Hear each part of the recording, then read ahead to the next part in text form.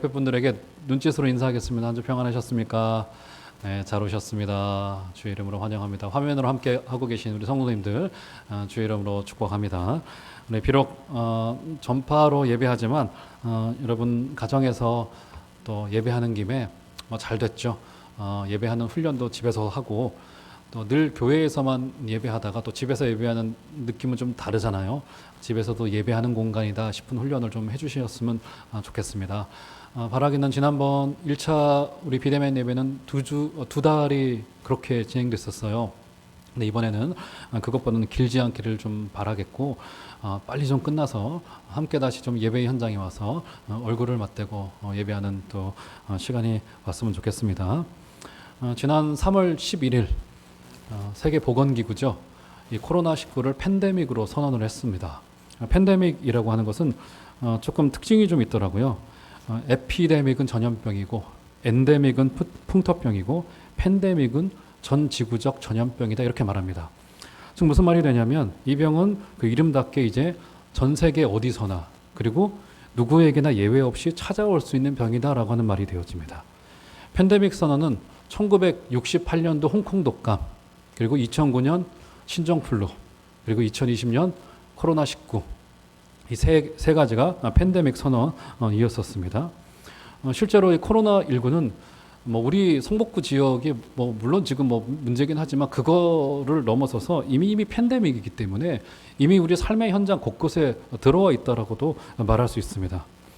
수원의 한 교회는 지난 봄이었죠. 1차 온라인 예배, 비대면 예배를 드리던 그 초기에 어떤 일이 있었냐면 담임 목사와 선임 장로가 코로나에 감염이 되고 말았습니다. 딱 우리 교회 되는 정도였어요. 주일학교까지 해서 한 600명 이렇게 되는 교회였는데 문제가 뭐였냐면 새로운 담임 목사가 저보다 어렸습니다. 무슨 말이죠? 부임한 지 몇 달이 되질 않았어요. 그런데 코로나가 걸려가지고 선임 장로하고 교회가 어떤 경로로 된지는 모르겠습니다. 제 친구의 후배, 저도 직접 아는 사람은 아닌데 교회가 참 어려워졌던 상황을 제가 전해들은 이야기가 있습니다. 코로나19는 교회도 비껴가지 않고요. 그렇죠? 이곳에 문제가 있는 사람들에게만 찾아오는 것이 아니고 누구에게나 찾아올 수 있는 것이 코로나19입니다. 어떤 이들은 하나님이 교회를 전염병으로부터 지켜주실 거라고 하는 기대를 갖기도 하고 기도를 하기도 합니다. 여러분 물론 기도해야 됩니다. 하나님이 교회를 지켜주실 것이고 하나님의 날개 그늘 아래 보호해 주시고 눈동자와 같이 참 제가 좋아하는 표현인데 눈동자와 같이 지켜주실 것이고 이런 거 믿으셔야 됩니다. 하나님의 날개 그늘 아래 이번 한 주간에도 거하시는 여러분들 되시기를 주의 이름으로 축원합니다. 그런 표현 하셨잖아요. 지난번 부흥 강사께서 오셔가지고 아버지께서 우리를 날개 그늘 아래 품어주시고 왼손으로는 머리를 보여주신다라고 말하지 않습니까? 이런 놀라운 하나님의 지키심의 은혜가 있기를 주의 이름으로 축원합니다. 믿으시기를 바랍니다. 그런데 문제는 뭐냐면 코로나19는 1차적으로 전염병이기 때문에 이것이 선악을 위한 판단 키트가 아니라는 겁니다. 그러니까 악인들에게는 찾아오고 의인에게는 찾아오지 않고 이러지 않다라는 겁니다. 여러분 주위에 코로나19에 감염된 지인들이 계실런지 모르겠습니다.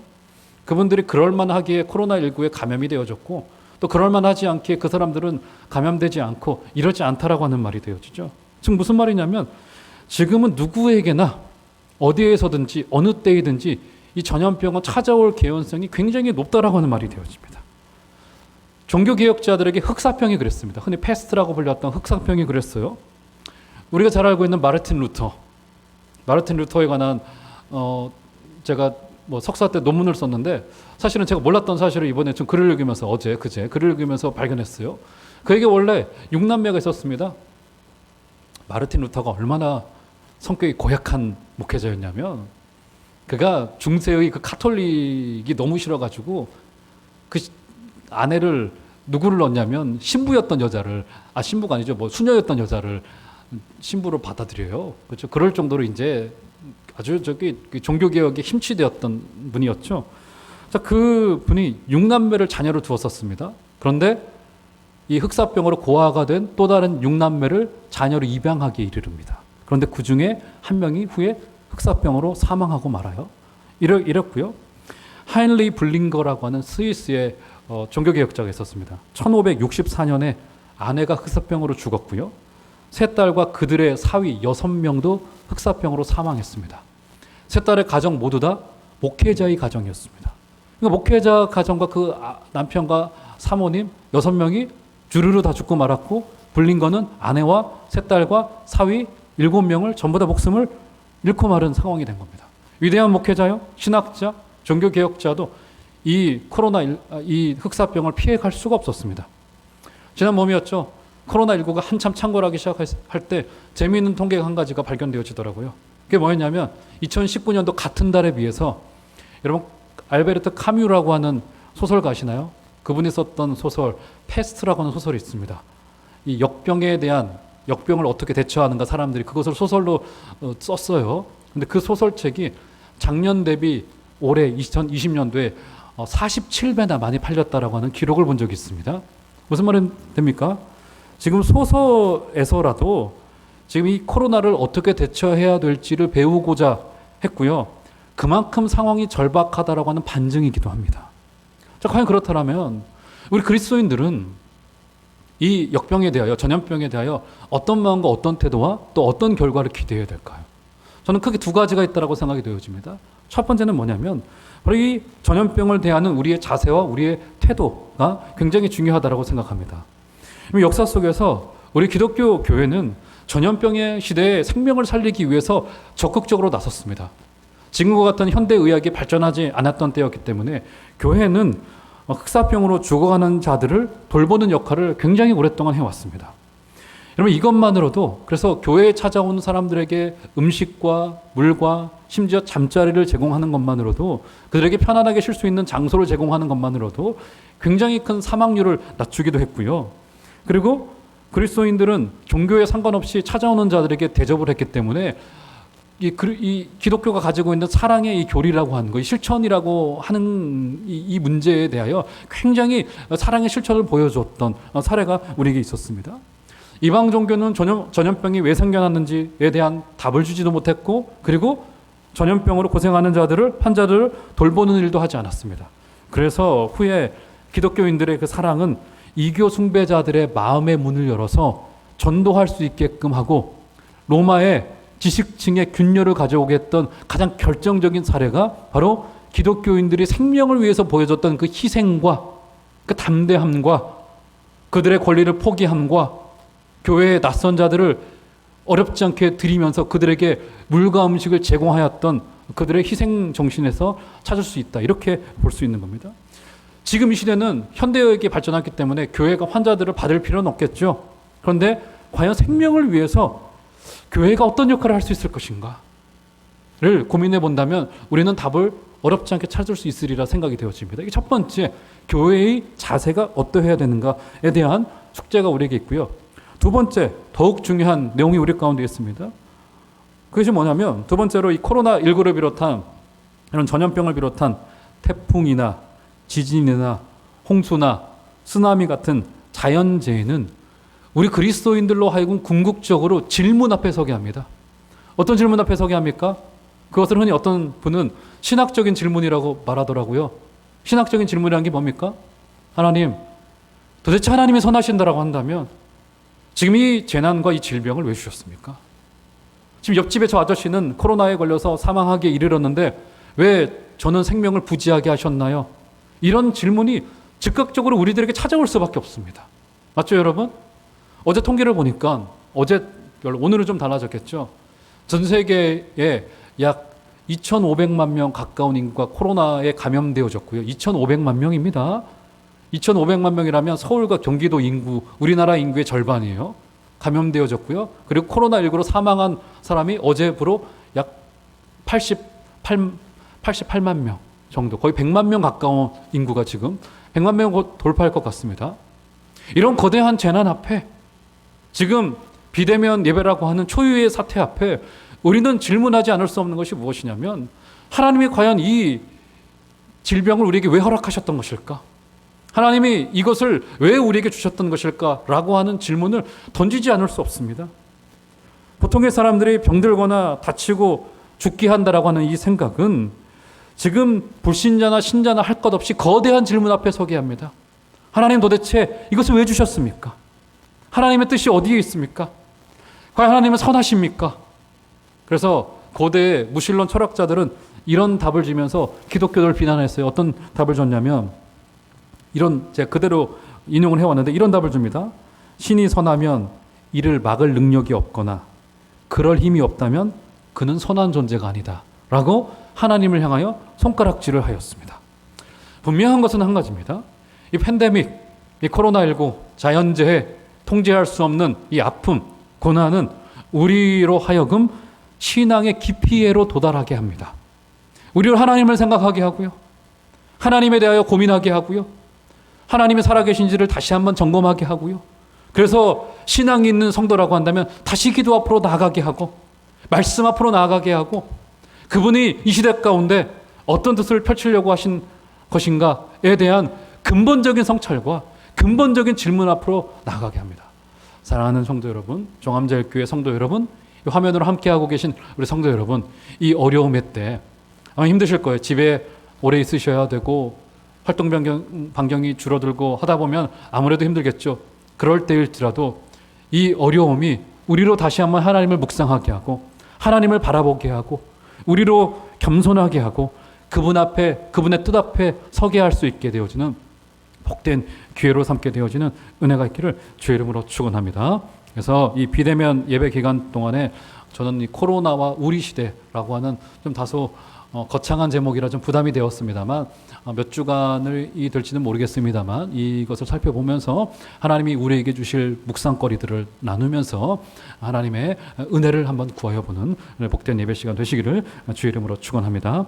자, 오늘 본문의 현장으로 한번 가보죠. 자, 본문의 현장은 이스라엘이 드디어 도착했습니다. 그렇죠? 도착했어요. 도착했더니 이제 하나님께서 지금 이스라엘 백성들에게 비로소 보여주시고자 하는 것들을 보여주십니다.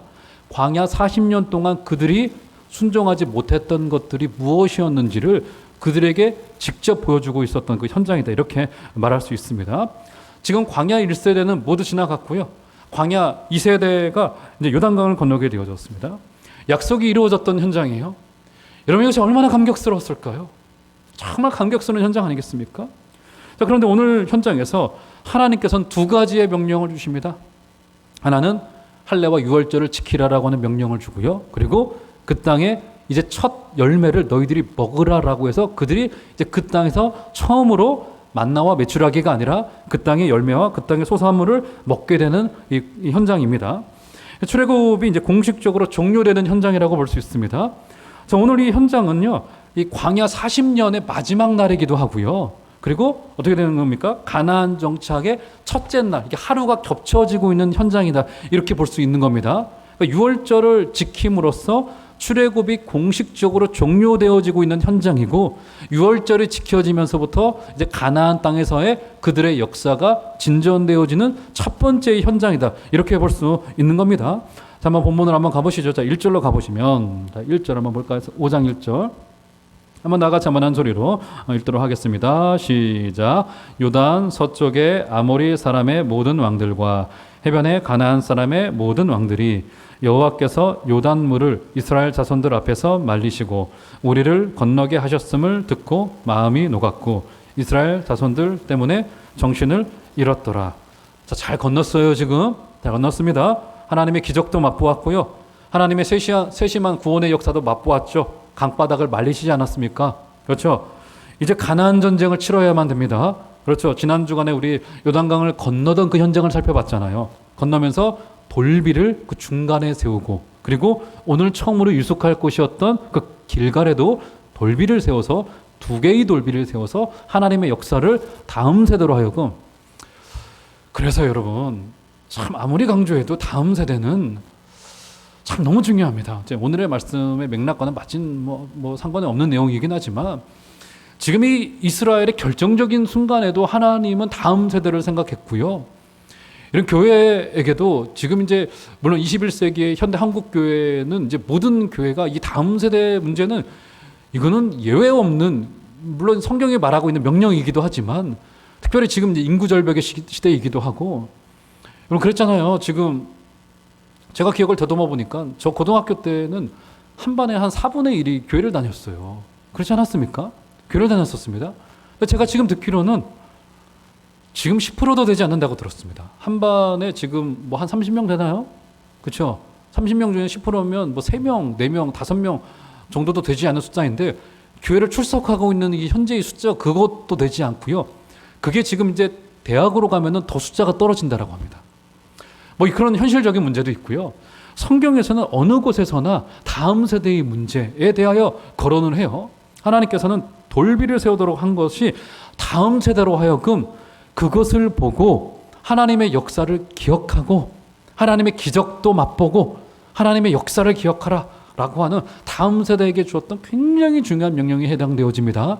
아까 우리 장로님께도 하셨지만 다음 세대가 하나님의 말씀으로 세워지고 정말 우리 교회를 통해서 배출되어진 여러분 한 사람이면 됩니다. 한 사람이면 돼요. 그 한 사람이 하나님의 말씀에 붙들리고 하나님의 역사에 붙들리고 하나님의 능력에 붙들리고 이 땅을 가슴에 품고 정말 변화받을 그 한 사람만 있으면 되는 겁니다. 그 한 사람을 키운다는 생각으로 다음 세대를 신실하게 키워내는 우리 교회 되기를 주의 이름으로 축원합니다. 어쨌든 이렇게 건넜어요. 자, 그런데 문제가 생겼죠. 건너고 났더니 기적은 잠시입니다, 여러분. 은혜는 잠시죠. 감정은 잠시예요. 그런데 무엇이 그들 앞에 지금 닥쳐 있는 겁니까? 현실이 그들 앞에 닥쳐 있죠. 어떤 현실이 닥쳐 있는 겁니까, 지금? 전쟁을 치러내야 됩니다. 전쟁 준비를 해야 돼요. 가나안 전쟁을 치러내야 되고요. 저 거대한 여리고성이 눈앞에 있고요. 아이성이 눈앞에 있단 말이죠. 전쟁을 치러내야 되는데 지금 전쟁을 치러낼 만한 상황이 되어지지 않죠. 훈련받은 군인도 없고요. 광야 2세대는 준비가 된 것도 없고요. 물자도 없고요. 군사적으로 정비가 되어져 있지도 않고요. 아무것도 준비되어져 있지 않은 상황입니다. 자, 그런데 이런 결정적인 순간에 지금 가나안 왕들의 반응을 한번 볼까요? 자, 1절 보시면 다시 한번 보시면 이렇게 말합니다. 1절 중반절을 보시면 우리를 건너게 하셨음을 듣고 마음이 녹았고 이스라엘 자손들 때문에 정신을 잃었더라. 너무 해악적인 장면이잖아요, 지금 여러분. 그렇지 않습니까? 이거 완전히 블랙 코미디입니다. 블랙 코미디. 제가 보기에는 지금 정신을 잃고 두려워할 게 없습니다. 지금 이스라엘은요, 우리로 말하면 스펙 하나 없는 거고요. 이력서에 써놓을 한 줄 지금조차도 없는 거라고요. 지금 가나안의 왕들은 가지고 있던 철기 문화를 가지고 가가지고 지금 이스라엘 백성들 그 뒤에 보면 부싯돌로 그 칼을 만들어 가지고 할례를 행하지 않습니까? 왜 부싯돌로 만든 걸까요, 여러분? 멋있어 보이려고요? 아니요. 그들의 문화가 거기에 지금 멈춰 있는 거예요, 지금. 그런데 가나안의 문화는 철기 문화인 거라고요? 뭡니까? 그들의 문화는 소위 말해서 수십 년 뒤처져 있던 상황이었었습니다. 맞죠, 여러분? 그래서 지금 그들이 전쟁 물자 가지고 가가지고 이스라엘을 점령하면 되는 거라고요. 그런데 1절에 보면 뭐라고 말합니까? 이스라엘 자손들 때문에 정신을 잃었더라 라고 말하는, 제가 보기에는 정말 이거는 정말 해악적인 장면이라고요. 근데 뭡니까? 여러분, 이것이요, 저는 교회의 모습이었으면 좋겠습니다. 교회가 문화를 앞서간다고, 똑똑한 사람들이 있다고, 많은 사람들이 몰려든다고, 아니면 유력한 사람들이 많아진다고 교회가 이길 수 있는 게 아닙니다. 교회는 늘 주변인이었습니다. 그럼에도 불구하고 뭡니까? 오직 교회만이 소유할 수 있는, 교회만이 가져갈 수 있는 순종을 보여줄 때, 그때 진짜로, 그래서요, 지금 세상은 정치로도 힘을 내고요, 경제로도 힘을 내고요. 맞죠, 여러분? 그렇죠? 세상은 똑똑한 사람들을 배출함으로써 힘을 내고요. 맞죠? 그런데 교회도 물론 필요하겠죠. 그런 것들이. 그런데 그것이 우리 중심일 수 없습니다. 뭡니까, 여러분? 오직 교회만이 할 수 있는 것으로, 사랑하는 여러분, 우리 교회만이 할 수 있는 것으로 이 땅을 섬겨낼 수 있게 되어지는 복된 은혜가 있으시기를 주의 이름으로 축원합니다. 그래서 우리 교회가 할 수 있는 것들은 뭡니까? 교회가 할 수 있는 오직 하나님의 말씀으로 그래서 돌아가는 일은 굉장히 중요합니다. 여러분, 이제 9월 7일부터 시작되어질 성경을 읽고 쓰는 일이 별거 아닌 것 같아도 그렇게 생각하지 말아주시고, 지금 우리 교회가 위기를 돌파할 수 있는 돌파구라고 하는 사실을 기억하시고 말씀을 신실하게 읽어주시고, 이런 교회가 할 수 있는 모든 것들을 제공하여서 여러분 여러분들이 그 말씀 읽는 것에 길을 잃지 않도록 여러분들을 도와드릴 것입니다. 그래서 말씀 읽는 데 집중하여 주시고, 예배하는 데 집중하여 주시고, 기도하는 데 집중하여 주시는 여러분들 되시기를 주의 이름으로 축원합니다. 그래서 세상이 우리를 바라볼 때, 여러분, 세상은요, 교회를 보고 있어요. 무관심한 것 같아도, 무시하는 것만 같아도 교회의 결정 과정과 결정 방식을 보고 교회의 결정 내용을 바라볼 때 세상과는 다른 것을 가지고 있구나 라고 하는 것을 보게 될 때 그때 비로소 세상은 교회를 두려워하는 모습을 보이게 된다고요. 사랑하는 여러분, 우리 교회가 다시 한번 말씀에 붙들리고 다시 한번 예수 그리스도께 붙들려서 우리만이 할 수 있는 강점으로 세상의 구호가 아니요, 세상이 뛰들르고 주장하고 물질을 자랑하고 권세를 자랑하는 것에서 벗어나서 오직 하나님의 말씀에 붙들리고 성령의 은혜에 붙들려서 우리 교회만이 할 수 있는 것으로 이 땅을 섬겨내시는 복된 은혜 있으시기를 주의 이름으로 축원합니다. 자, 그러면서 오늘 하나님께서 한 가지 명령을 주세요. 본문으로 한번 되돌아가 보시죠. 자, 2절을 보시면 이런 명령을 주십니다. 한번 2절 다 같이 한 소리로 한번 읽어보도록 하겠습니다. 시작. 그때 여호와께서 여호수아에게 이르시되 너는 부싯돌로 칼을 만들어 이스라엘 자손들에게 다시 할례를 행하라 하시매. 네, 어떤 명령을 주십니까? 부싯돌로 칼을 만들어서 할례를 행하라라고 하는 이 할례의 명령을 주십니다. 자, 그럴싸하게 보여요. 자, 우리로 한다면 세례를 좀 줘라, 좀 은혜를 끼치기 위해서 세례를 베풀어라, 이런 느낌으로 좀 들려요. 자, 그런데 지금이 어떤 상황입니까? 이제 곧 며칠 후면 여리고 전쟁을 치러야만 되는 상황입니다. 여러분, 여호수아가 상식적인 군대 장관이었다라고 한다면, 군대 다녀오신 분들 계시죠? 어떤 명령을 해야 되겠습니까? 중대장 세우고 대대장 세우고, 그렇죠? 연대장, 사단장 세워가지고 군사를 정비하고 물자 준비하고, 그렇죠? 전쟁 준비하고 백성들 훈련시키고 교도보 마련하고 스파이 파송해가지고 상황 어떤가 점검하고 전략 짜고 이런 거 해야 되는 거 아니겠습니까? 그런데 지금 적을 앞에 두고 강을 뒤에 두고는 어떤 명령을 줘요? 할례를 행하라라고 하는 어처구니 없고 좀 황당한 명령이 지금 주어지고 있는 상황인 겁니다. 여러분, 지금 이스라엘 백성들은 광야 40년을 헤매다가 가까스로 그 2세대가 이제 요단강을 건너서 이제 가나안 땅에 이제 막 발을 들여놓고 입성했던, 이제 도착했던 현장이었었습니다. 도착하면 조금 좋은 일이 있을 거라 생각을 했겠죠.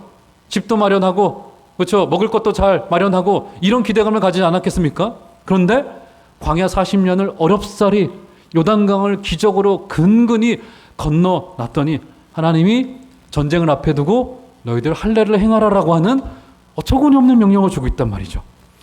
여러분, 이렇게요, 때로는 우리 하나님께서요, 그럴 때가 있으신 것 같습니다. 어떤 때입니까? 이 정도만 해도 충분히 버거운데 하나님이 여기에 한 가지를 턱하니 더 얹어주세요. 지금 내 이 문제 하나 해결하는 것만으로도 기도하기도 근근하고 말씀으로 해결하는 것도 근근한데 하나님께서 뭡니까? 갑자기 병이 찾아오거나 물질의 어려움이 찾아오거나, 그렇죠? 이런 일들이 우리 가운데 찾아온단 말이죠. 이걸 흔히 설상가상이라고 말하지 않습니까? 엎친 데 덮친 격이라고 말하지 않아요? 그런 것처럼 하나님께서 때로 우리들에게 고난에 고난을 하나 더 엎어서 주시기도 한단 말이죠. 그런데 이렇게 도저히 받아들이기 힘든 상황인데 하나님께서는 이 결정적인 순간에 이스라엘 백성들에게 순종의 내용을 우리에게 요구하고 계신단 말이죠. 자, 그러면 도대체 할례가 무엇이기에 우리 하나님께서는 이런 상황 속에서 순종을 한 번 더 우리에게 요구하셨던 것일까? 자, 한번 본문을 볼까요? 자, 4절로 가보시면, 자, 할례를 주었던 그 이유를 우리에게 주고 있습니다. 4절, 여호수아가 할례를 시행한 까닭은 이것이니라. 친절하게 할례의 이유를 설명합니다. 애굽에서 나온 모든 백성 중 남자 곧 모든 군사는 애굽에서 나온 후 광야 길에서 죽었는데 그 나온 백성은 다 할례를 받았으나 다만 애굽에서 나온 후 광야 길에서 난 자는 할례를 받지 못하였음이니라 말하죠. 5절에 보시면 그 나온 백성은 뭐냐면 광야 1세대죠. 광야 1세대는 전부 다 죽었습니다. 맞죠? 그런데 5절의 후반절을 보면 다만 애굽에서 나온 후 광야 길에서 난 자, 누굽니까? 광야 2세대들이죠. 광야 2세대들은 광야 길이었기 때문에 여기서 할례를 행하지 못하였다. 위생의 문제가 있기 때문에 아마 할례를 행하는 것을 하나님이 유보하셨던 것 같아요. 그렇죠? 즉 정리해보자면 어떤 말입니까? 왜 할례를 행하라고 말한 겁니까? 너희들이 원래가 할례가 없는 백성이 아니야. 다른 말로 하자면 너희들은 원래 할례의 백성이야. 할례를 행해야 되는 백성이야 라고 하는 명령을 주고 있어요. 그렇죠? 그렇기 때문에 너희들이 할례 있는 백성이라고 하는 그들의 정체성을 일깨우는 말이 바로 4절 5절에 등장하고 있는 겁니다. 자, 그러면 할례는 어떻게 행합니까, 여러분? 할례는 어떻게 행하죠? 남성의 생식기에 끝 살을 잘라냅니다. 피가 흘러요. 살을 잘라내서 버려버리고 말죠. 무슨 말입니까? 할례는 곧 죽음을 의미합니다. 왜요? 피가 있기 때문에 죽음을 상징해요. 결국 할례는 죽음으로 귀결되어집니다. 죽음을 의미합니다. 결국 무슨 말이냐면 지금 하나님께서 이스라엘 백성들의 가나안 전쟁을 앞에 두고 그들에게 죽음을 선언하는 것에 어떤 의미가 있을까요? 지금 우리 편에서 아무것도 할 수 없다라고 하는 진짜 고백이 있어야 된다라고 하는 하나님 편에서의 가르침인 거고요. 이제 하나님 편에서는 어떤 말입니까? 너희들이 죽었기 때문에 이제 나의 통치와 나의 일하심이 일어날 것이라고 하는 하나님 편에서의 아주 적극적이고 하나님 편에서의 극적인 선언이 되어지는 겁니다. 우리의 내적인 자원으로는 어떤 것도 할 수 없고요. 그래서 정확히 이 일이 어디에서 일어난 겁니까? 우리 예수님께서 오셔서 십자가에서 우리의 모든 죄가를 전부 다 짊어지고 죽음으로부터 생명이 일어났듯이 사랑하는 여러분, 저 여러분들 가운데 진짜 이 고백이 있었으면 좋겠습니다. 가나안 전쟁은 죽음으로부터 밖에는 시작되어질 수밖에 없다. 사랑하는 여러분, 우리의 실력과 우리의 조건과 우리의 경험과 우리의 내용이 아니라 오직 하나님이 살아계시고 하나님이 통치하고 계시고 하나님이 역사하고 계신다라고 하는 이 단 한 가지 사실로부터 우리의 인생이 새롭게 되어지는 은혜가 있기를 주의 이름으로 축원합니다. 그래서 결국 이 가나안 전쟁은 하나님의 전쟁입니다. 믿으십니까? 여러분의 인생은 그리스도께서 사시는 인생이 맞습니까? 이런 복된 은혜와 결심이 있게 되어지는 여러분들 되시기를 주의 이름으로 축원합니다. 그분이 우리의 주권자가 되시고 삶을 채우고 인도하고 계신다라고 하는 사실을 다시 한번 기억하시고 죽어야 돼요. 우리의 죽음으로부터 죄 가운데 죽었던 우리는 그리스도와 함께 죽었고요. 그래서 다시 살아서 오직 하나님이 통치하고 계신다라고 하는 사실을 기억하시고 그 더 놀라우신 은혜로부터 시작하시는 여러분들 되시기를 주의 이름으로 축원합니다. 자, 그러면서 이제 할례를 순종한 후에 유월절을 지킵니다. 자, 그러면서 이제 출애굽은 공식적으로 종료되어지게 되어지죠. 자, 오늘 본문을 보시면, 자, 10절 가보시면, 본문을 건너뛰어서 10절로 가보시면 이렇게 말합니다. 또 여호와께서 여호수아에게 명령하사 백성에게 말하게 하신 일, 곧 모세가 여호수아에게 명령한 일이 다 마치기까지 궤를 맨 제사장들이 요단 가운데 서 있고, 5장 10절 다시 한번 읽겠습니다. 또 이스라엘 자손들이 길갈에 진쳤고 그달 14일 저녁에는 여리고 평지에서 무엇을 지켰다고요? 유월절을 지켰습니다. 유월절을 지킴으로써 이제 출애굽은 공식적으로 종료되어졌습니다. 제가 질문을 한 가지 던져보겠습니다. 출애굽이 어떻게 시작되어졌죠? 무엇으로 시작되어졌습니까? 유월절로부터 시작되어진 거죠? 맞죠, 여러분? 유월절이 시작되면서부터 출애굽은 공식적으로 시작되어진 겁니다. 출애굽 역사는 유월절로부터 시작되어져서 유월절로 맞춰졌습니다. 뭡니까? 어린 양의 죽음으로부터 시작해서 어린 양의 죽음으로 맞춰지게 되어졌어요. 맞죠, 여러분? 그러니까 여러분, 우리의 인생에서 유일한 해답은 예수 그리스도입니다. 어떤 분은요, 제가 한번 대화하던 중에 그런 이야기를 하더라고요. 무슨 설교의 결론이 늘 예수냐고. 그런데 여러분, 설교의 결론은 예수밖에 없어요. 여러분, CCC의 총재셨던 김중건 목사님 아시죠? 지금 작고하셨죠? 그분이 한참 그 8, 90년대에 젊은이들을 모아놓고 설교를 하실 때, 여름 수련회 때 백문일답이라는 걸 하셨어요. 혹시 그 수련회 참가하셨던 CCC 회원들 계실런지 모르겠습니다. 백문일답, 어떤 질문을 하든지 답은 예수 그리스도입니다. 제가 그것을 아까 1부 때는 그것을 제가 복사를 못 해왔는데 3부 때는 복사를 해와요. 보면은 그분이 하셨던 질문 100가지를 그대로 이제 어떤 분이 타이핑을 했더라고요. 뭐 다 읽지는 못하겠고 답은 오직 예수 그리스도입니다. 여러분, 지금 제가 몇 가지만 질문을 드릴 테니까 답을 한번 해보시길 바랍니다. 답은 뭐라고요? 답은 한 가지. 그렇죠? 수능 100점 맞을 수 있어요. 예수 그리스도입니다. 제가 질문을 드려보겠습니다. 오늘 우리 머리 위에 하늘을 활짝 열고 계시는 분은 누구입니까? 우리를 보고 가장 기뻐하시는 분은 누구입니까? 우리보다 더 높고 뛰어나시고 더 신나하시는 분은 누구이십니까? 우리에게 발벗고 달려오시는 분은 누구이십니까? 홀로 완전한 구원을 이루시는 분은 누구이십니까? 사탄을 개박살하라는 명령을 내리시는 분은 누구이십니까? 제 말이 아닙니다. 그분이 하신 말이에요. 우리가 박살내기 전에 사탄을 누가 먼저 개박살 시키셨습니까? 세상이 뭐라 해도 우리가 관심을 두지 않는 이유는 무엇입니까? 세상이 내게 돌을 던져도 상관 안 하는 이유는 무엇입니까? 이렇게 100가지의 질문을 던져요. 답은 뭐예요? 오직 예수 그리스도. 사랑하는 여러분, 저의 여러분들의 인생이 예수 그리스도로 시작하여서 예수 그리스도로 맞춰질 수 있는 은혜가 있기를 주의 이름으로 축원합니다. 우리 자녀들에게 예수라고 하는 두 글자의 이름만 그들의 가슴에 새길 수만 있다면 그들의 인생에 소망이 있어요.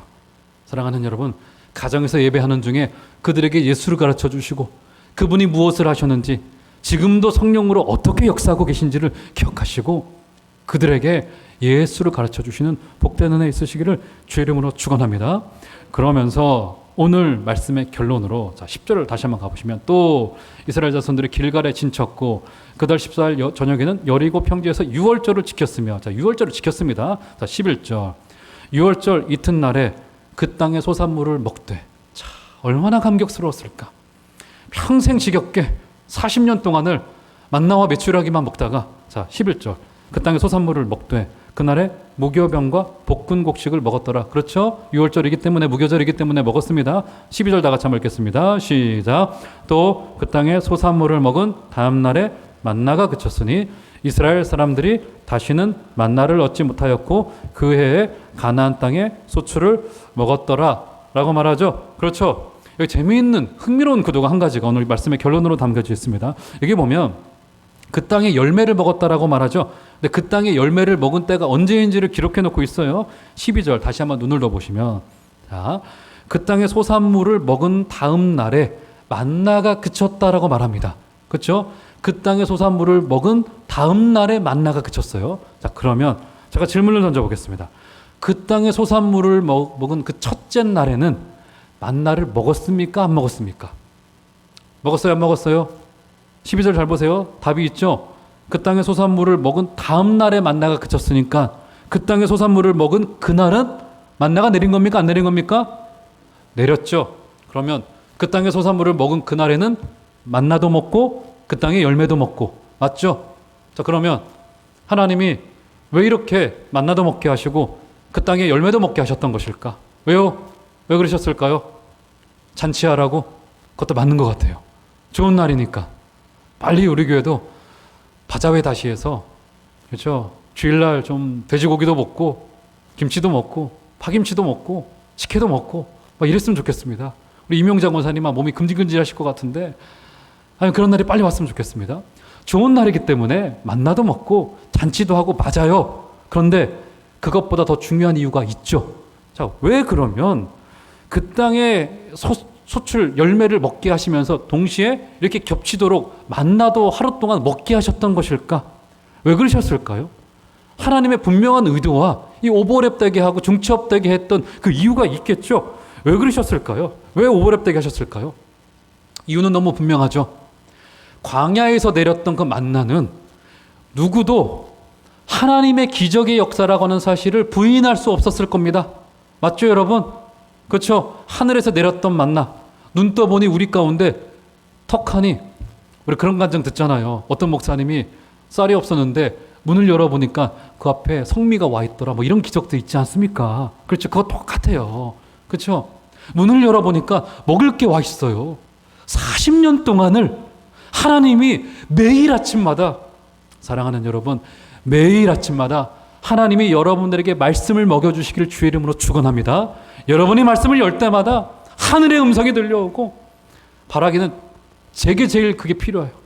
제일 답답할 때가 설교는 나가오는데 어떤 말을 해야 될지 연구를 해도 다가오지 않고 여러분 이게 연구해서 내용을 아는 건 쉬워요. 이거는 그렇게 어려운 말이 아닙니다. 그런데 이거를 여러분들에게 말씀으로 전하는 일은 또 다른 일이거든요. 이게 그렇죠? 매일마다 만나가 내려지기를 주의 이름으로 축원합니다. 만나는 기적이에요. 누구도 부인할 수 없습니다. 그런데 가나안 땅에 들어갔습니다. 들어갔더니 이제 만나가 그칩니다. 스스로 그들의 먹을 것을 해결해야 돼요. 경작을 해야 됩니다. 농업기술을 발전시켰겠죠. 소득의 격차가 발생하고요. 거기에 경제구조가 벌어집니다. 직원들을 두기 시작하고요. 소작농을 두기 시작합니다. 그럼 어떻게 될까요? 인간은 별 수 없죠. 뭐가 별 수 없어요? 우리 가운데 유혹이 찾아옵니다. 내가 벌어먹고 사는 것 같아. 내 힘인 것 같아. 내 능력인 것 같아. 만나를 먹을 때는요, 내가 능력 없어 보였고 그저 입 벌리고 있었고요. 하늘에서 주는 것인 것만 같았어요. 그런데 내가 벌어먹고 살다 보니까, 그렇죠? 그래서 여러분, 우리가 정확한 의미에서 구제로 돕는 게 아닙니다. 가난한 자를 돕는 게 아니에요. 장애인들을 돕는 거 아니고요. 우리보다 약한 교회들 돕는 거 아닙니다. 우리들은 그들과 함께 하는 거예요. 왜요? 우리도 영적인 절름발이었고요. 눈이 감겨져 있던 자였고요. 없던 자였기 때문에 동일한 위치였던 겁니다. 어떤 생각이 찾아 들어와요? 내가 똑똑하니까. 내가 농업기술을 발전시켰어. 나는 공부 열심히 했어. 내 힘으로 벌어먹고 살았어. 나 아버지 잘 만났어. 요즘 아버지 잘 만나는 것도 힘이라고 하잖아요. 그렇죠? 그런 생각을 가지게 된단 말이죠. 하나님이 하셨다고 인정하기가 너무 어려워지는 겁니다. 내가 땀 흘렸고, 내가 힘들어 버렸고, 내가 고생했고, 내가 농들 부렸고, 직원들 부렸고, 그렇죠? 나는 MBA 공부했고, 나는 잘했어. 이런 생각이 찾아온단 말이죠. 이제 비로소 가나안 땅에서 진짜 신앙이 시작되어지는 겁니다. 인간은 별 수 없어요. 만나와 그 땅의 열매를 하루 중첩되게 하신 이유가 뭘까요? 만나나 벌어먹고 사는 거나 똑같다. 그래서 우리는 이 땅의 장애인들, 가난한 자들은 돕는 자들 아니라 사실상 우리들의 선생이고요.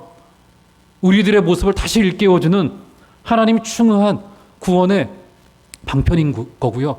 구제와 환대는 그래서 구원의 중요한 역사 중에 하나입니다. 사랑하는 성도 여러분, 모든 것이 하나님의 소유임을 진짜로 인정하시는 복된 은혜 있으시기를 주의 이름으로 축원합니다. 그래서 하나님께 드려드리는 거 아니고요. 헌신해 드리는 거 아니고요. 목사 노릇해 드리는 거 아니죠. 그렇죠? 하나님이 구원하셨기에, 하나님의 놀라운 은혜가 있기에 하는 거 아니겠습니까? 오늘 이제 목적지에 도착하여 비로소 하나님께서 우리에게 보여주시는 것이 무엇일까요? 할례를 전쟁 앞에 행하도록 함으로써 하나님의 주권을 다시 한번 확인시키셨고요. 만나와 그 땅의 소출을 하루 겹치도록 먹게 함으로써 하나님이 여전히 그들에게 주권자이심을 다시 한번 가르치셨습니다. 오늘 이 놀라운 고백과 은혜가 이 어려운 시대 속에서 다시 한번 믿음으로 피어날 수 있게 되어지는 복된 은혜가 다 있게 되어지기를 주의 이름으로 축원합니다.